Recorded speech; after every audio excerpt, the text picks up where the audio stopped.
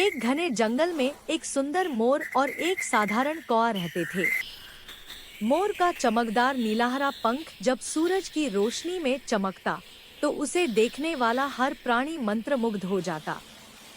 दूसरी ओर कौए के पास काले साधारण पंख थे और उसकी आवाज भी कर्कश थी।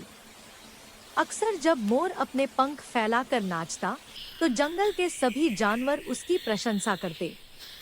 यह देखकर कौए के मन में ईर्ष्या पैदा हो गई।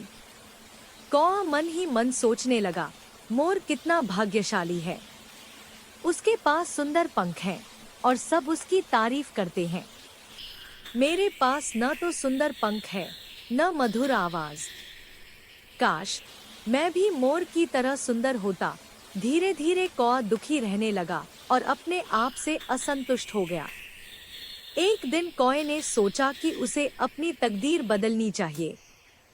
उसने जंगल के किनारे एक तालाब के पास जाकर देखा कि मोर नाच रहा है। मोर के कुछ टूटे हुए पंख जमीन पर पड़े थे। कौए ने उन पंखों को उठा लिया और अपने शरीर पर लगाने लगा। जब उसने पानी में अपनी परछाई देखी तो उसे लगा कि अब वह भी मोर जैसा सुंदर दिख रहा है। अगले दिन कौआ उन्हीं पंखों को लगाकर मोरों के झुंड में चला गया।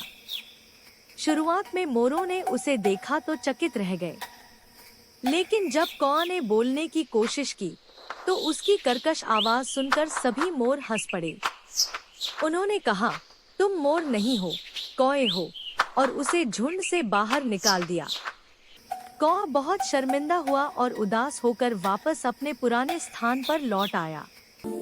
रास्ते में उसकी मुलाकात एक बूढ़े कबूतर से हुई। कबूतर ने पूछा, कौए भाई, इतने उदास क्यों हो? तब कौए ने सारी बात बताई। कबूतर मुस्कुराया और बोला, भाई, प्रकृति ने हर जीव को उसकी अपनी पहचान दी है। दूसरों जैसा बनने की कोशिश करने के बजाय अगर तुम अपने गुणों को पहचानो तो जीवन आसान और सुखी होगा। तुम्हारे पास तेज उड़ान और बुद्धिमान दिमाग है जो मोर के पास नहीं। हर किसी में कुछ न कुछ खास होता है। कौए को अपनी गलती का एहसास हुआ।